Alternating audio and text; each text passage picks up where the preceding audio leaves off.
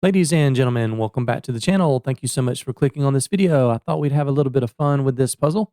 This is a really cool brain exercise, and the goal of this puzzle is quite simple. It is white to play, and Your mission, should you choose to accept, is to checkmate the black king in the least amount of moves if black puts up the maximum resistance. However, there is one restriction. The white king is in prison. So you must find a way to checkmate the black king without ever moving the white king on c3. That is why this is the famous immovable king puzzle. So in the final position, your king will still be here on c3. As always, I will give you guys a couple of hints after this first attempt. So here we go. Go ahead and pause the video and see what you guys can come up with.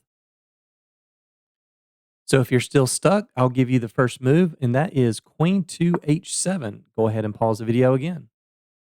One of the reasons I love this puzzle so much is because it showcases the best and, in my opinion, the most efficient, fastest way to checkmate with a queen and a king versus the lone king.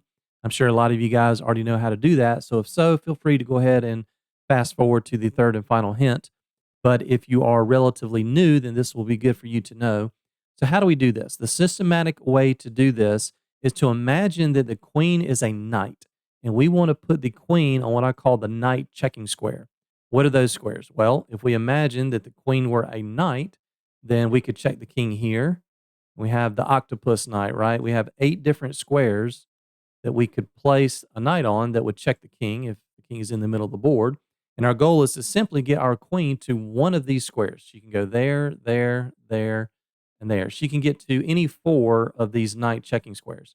How do we know which one to pick? Well, typically you don't want to drive your opponent's king towards your own king because your own king will get in the way.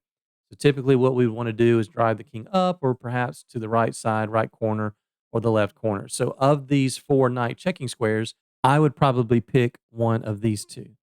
So we put the queen on the c4 knight checking square. Now the thinking is done. It's all systematic from here. Notice that the black king is now in a box. So whatever the king does, we copy. If the king goes up diagonally to the left, we go up diagonally to the left. If he goes right, we go right.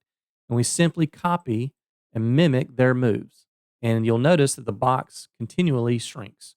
And if you keep following this pattern, at some point, the black king will be forced to go up to the edge of the board, the side of the board. When that happens, we do not need to touch our queen again until the final checkmate move. Depending on which corner of the board we are going to checkmate in, that determines which square we need to bring our king to.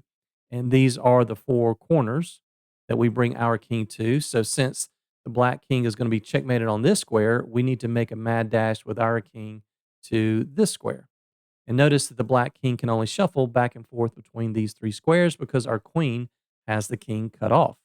All right, so we bring our king up to that f6 square. Black king just shuffles. And at this point, wherever the king goes, it will be a checkmate here in the corner. Maybe it could be a checkmate on f7, and we deliver the final blow. Okay, so that takes us to our third and final hint. And the third and final hint is you have to use that same pattern to drive the black king where you want it to go using that kind of box method.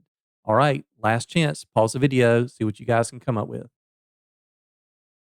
And the solution to this puzzle is if black gives the maximum resistance, the least amount of moves to give checkmate is 17. So congratulations if you found 17. The solution is as follows. Queen to h7. And now that queen is on that knight checking square, so the king has to move, and we simply copy, force the king all the way down to the board. This is probably not that hard to see. And then once the king goes into the corner, we have to give a check on d5. Now from here, the black king has 2 different options. If the king goes to b8, it actually results in a mate in 15. And if the king goes to a7, then that is the 17 move. So we'll check out the 15 move first. King goes to b8, and now we're going to simply slide up to this knight checking square. That forces the king down to a7. Now we're going to go up to another knight checking square on c8.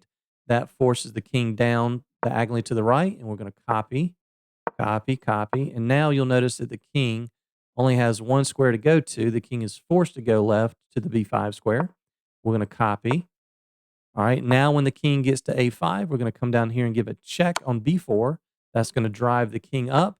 And some of you guys may have been messing around with this and thinking, man, how do I get to this B8 square where I can drive the king back down the board. And this is the way to do it. Now we get that queen to B8 move in, and it's black's turn to move. So now black has to turn around, shift gears, go backwards, copy, follow it all the way down, and we deliver the final blow, checkmate on B4. And that is the 15 move variation. So that was king to B8, the 15 move variation. If black puts up the maximum resistance and goes down to A7, we're going to put our queen on B5. That forces the king up to A8. We're going to give a check on A6. That forces the king to B8. And we're going to play this little dance where we try to keep the king in this little 3x3 box here, trying to kind of get that knight checking square opposition. Queen to C6. That forces the king down to A7. And now we get that queen C8 move in on that knight checking square. That drives the king to B6. And from here, we're going to simply copy, follow the king back down, and we're right back in this same boat. That drives the king to B5. We copy, drives the king to A5, give a check, king to A6, grab that B8 square, drive the king back down. And on the 17th move, we deliver a very, very cool checkmate. So hopefully you guys enjoyed that, the immovable king puzzle. I think it is a great brain exercise to just re-emphasize how powerful that little box, shrinking the box technique can be.